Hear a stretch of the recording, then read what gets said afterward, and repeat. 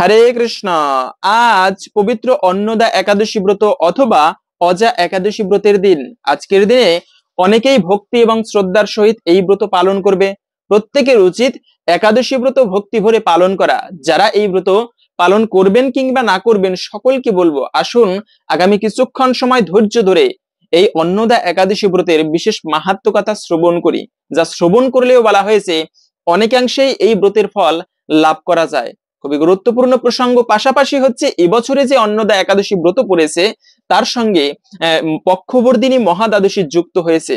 ব্রহ্মবৈবর্ত পুরাণ অনুসারে এই পক্ষবর্ধিনী মহাদ্বাদশীকেও বিশেষ গুরুত্ব দেওয়া হয়েছে। সকল কিছু মিলিয়ে এবছরের অন্নদা একাদশী ব্রতটি বিশেষ শুভ একটি দিন।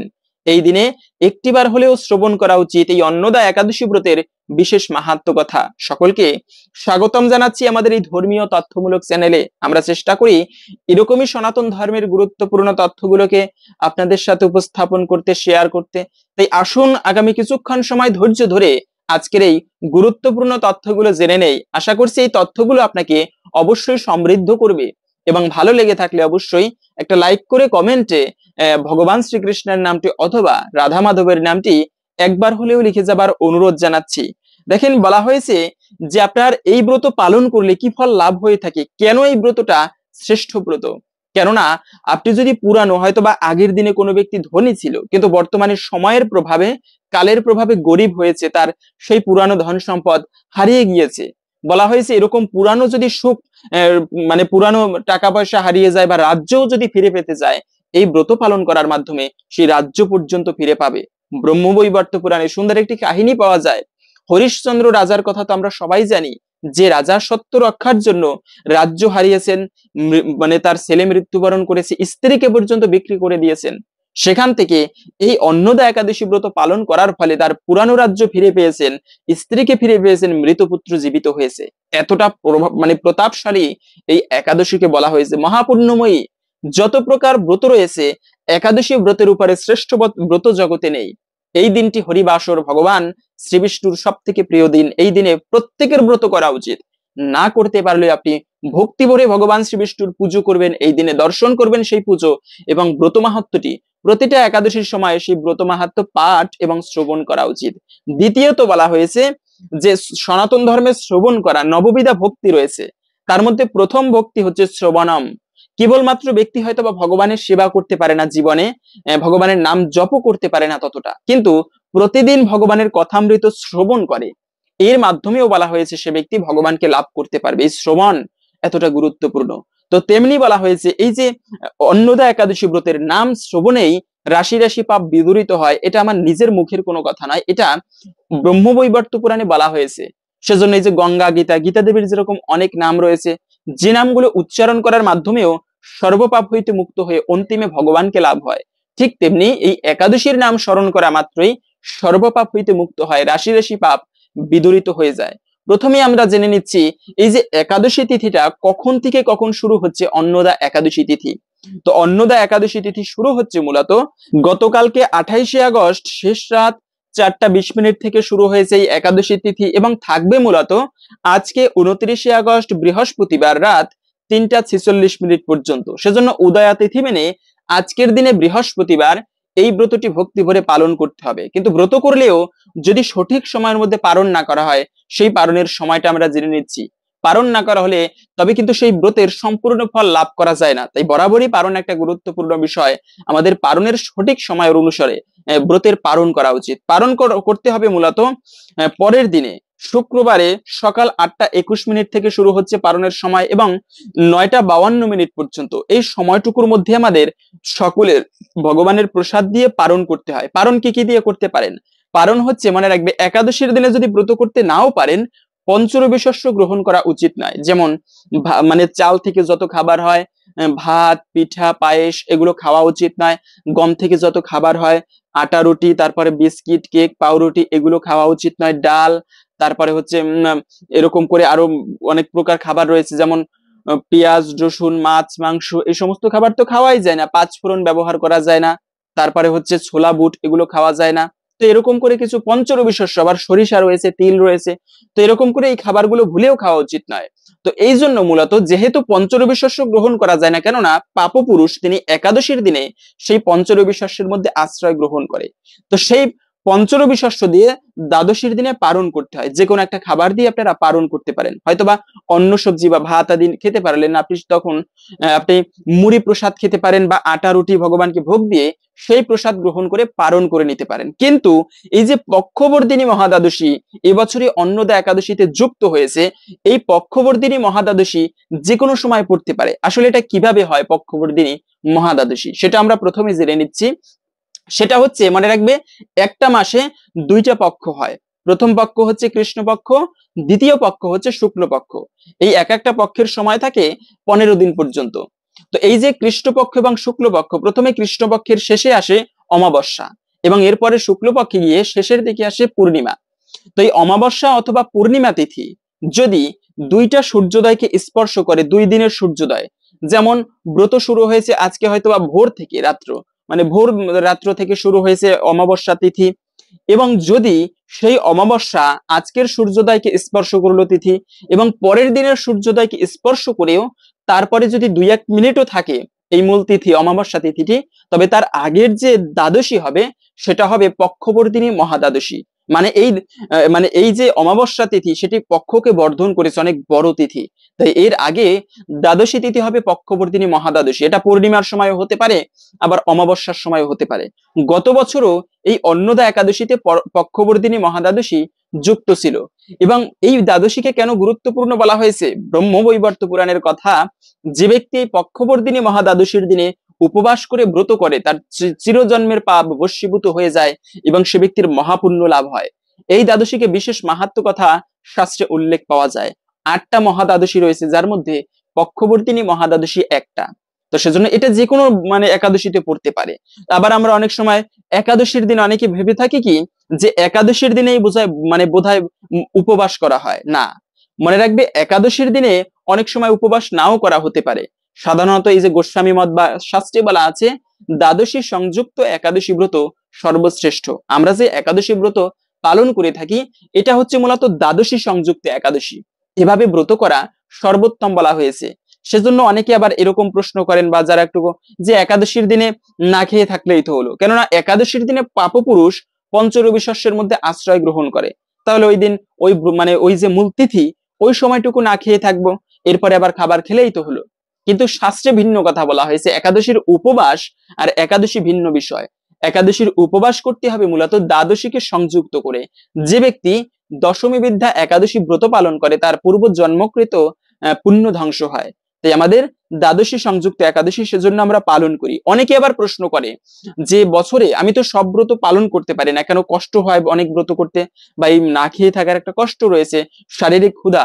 বলা হয়েছে যে কলিযুগে মানুষ অন্নগত প্রাণ, খাবার না খেয়ে বাঁচতে পারে না, সেজন্য একাদশী ব্রত তো সব একাদশী ব্রত পালন করতে পারি না।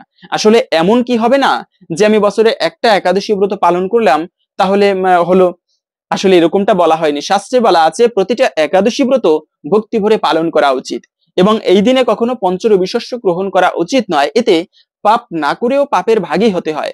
যে ব্যক্তি একাদশীর দিনে পঞ্চরবি শস্য গ্রহণ করবে সেক্ষেত্রে এই বিষয়টা মনে রাখতে হবে, একাদশীর দিন অবশ্যই পালন করা উচিত। এরপরেও অনেকে রয়েছেন কাজের ক্ষেত্রে, যদিও ধর্মক্ষেত্রে কখনো অজুহাত দেখানো উচিত নয়। ধর্মক্ষেত্রে প্রিয়জনের কাছে অজুহাত দেখাতে নেই, ব্যস্ততা দেখাতে নেই, মনে রাখবে। তো সেজন্য একাদশী ব্রত পালন করা উচিত। তারপরেও যদি না পারি তবে বিশেষ বিশেষ তিথিগুলো অবশ্যই মানবেন। যেমন গত কয়েকদিন আগে গেল ভগবান শ্রীকৃষ্ণের জন্মাষ্টমী ব্রত, আবার এই পাণ্ডব নির্জলা একাদশী, রাধাষ্টমী, এই সমস্ত বিশেষ তিথিগুলো আমাদের অবশ্যই পালন করা উচিত। তারপরে বলা হয়েছে উপবাসে কি কি খেতে নেই বা কি কি খাওয়া যায়। মনে রাখবে, উপবাসে যে সমস্ত খাবার খেতে নেই তা তো বলেছি, তবে আপনারা যে কোনো প্রকার ফল খেতে পারবেন। একাদশী করেছেন, ব্রত করেছেন, কষ্ট হয়, সেক্ষেত্রে আপনারা যে কোনো প্রকার ফল খেতে পারেন।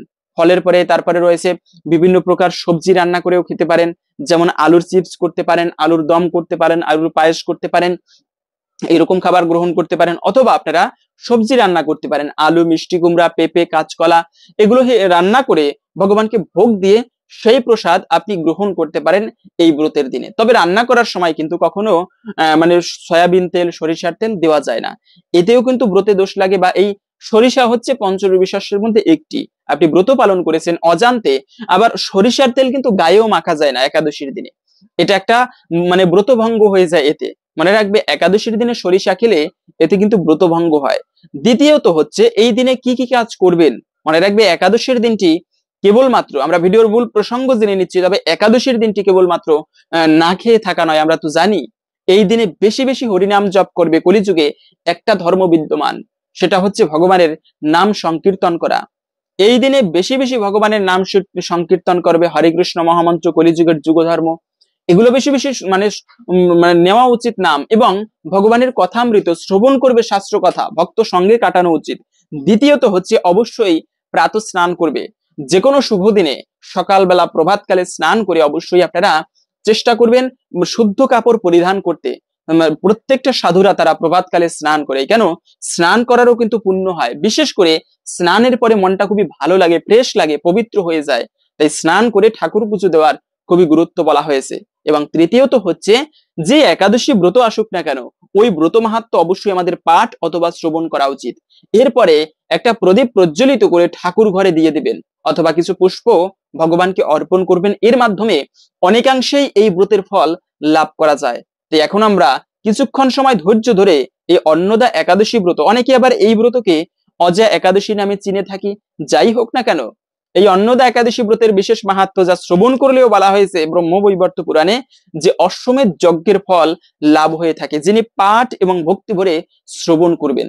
একটা অশ্বমেধ যজ্ঞ করতে হলে মনে রাখবে, কলিযুগে অশ্বমেধ গোমেধ যজ্ঞ নিষিদ্ধ, তথাপিও সেই সত্যযুগের রাজারা অথবা দাপর যুগে, ত্রেতা যুগে এই যজ্ঞটা করা হতো। একটা অশ্বমেধ যজ্ঞ করা মানে পৃথিবীর সমস্ত রাজ্যের বশ্যতা সেই রাজ্যকে স্বীকার করবে, মানে সেই রাজ্যকে প্রভু জ্ঞানে সবাই তার রাজ্যকে মান্য করে চলবে। অশ্বমেধ যজ্ঞ করার জন্য অনেক প্রতাপ থাকা লাগে, অনেক সম্পদ থাকা লাগে, ব্রাহ্মণদেরকে অনেক ধন সম্পদ দান করতে হয়, তারপরে অনেক দিন ধরে এই অশ্বমেধ যজ্ঞ করতে হয়। যদি কোনো ব্যক্তি এরকম 100 অশ্বমেধ যজ্ঞ করতে পারে, সে ব্যক্তি ইন্দ্র হতে পারবে দৈবক্রমে ভগবানের কৃপায়। তো সেই অশ্বমেধ যজ্ঞ করার ফল লাভ হয় কেবলমাত্র এই ব্রত মাহাত্ম্য পাঠ অথবা শ্রবণ করলে। অন্নদা একাদশী, এই ভদ্রাবতী কৃষ্ণপক্ষিয়া অন্নদা একাদশীর মাহাত্ম্য ব্রহ্মবৈবর্ত পুরাণে বর্ণনা করা হয়েছে। মহারাজ যুধিষ্ঠির বললেন, হে কৃষ্ণ, ভাদ্র মাসের কৃষ্ণপক্ষের একাদশীর নাম কি, তা শুনতে আমি অত্যন্ত আগ্রহী। শ্রীকৃষ্ণ বললেন, হে রাজন, আমি সবিস্তারে এই একাদশীর কথা বর্ণনা করছি, আপনি একাগ্রচিত্তে শ্রবণ করুন। ভাদ্রের কৃষ্ণপক্ষিয়া একাদশীকে বলা হয় অন্নদা। এই তিথি সর্বপাপ বিনাশিনী, যিনি শ্রীহরি অর্চনে এই ব্রত পালন করেন তিনি সর্বপাপ হইতে মুক্ত হন। এমনকি এই ব্রতের নাম শ্রবণেই রাশি রাশি পাপ বিদরিত হয়। এই ব্রত প্রসঙ্গে একটি পৌরাণিক ইতিহাস রয়েছে। প্রাচীনকালে হরিশ্চন্দ্র নামে এক নিষ্ঠাবান সত্যবতী চক্রবর্তী রাজা ছিলেন। পূর্ব কর্মফল ও প্রতিজ্ঞার সত্যতা রক্ষায় তিনি রাজ্যভ্রষ্ট হন। অবস্থা এমন হলো যে তিনি নিজের পুত্র, স্ত্রী এবং অবশেষে নিজেকে পর্যন্ত বিক্রি করতে বাধ্য হন। হে রাজেন্দ্র, এই পুণ্যবান রাজা চণ্ডালেরও দাসত্ব স্বীকার করেও সত্য রক্ষার্থে দৃঢ়নিষ্ঠ প্রদর্শন করেছিলেন।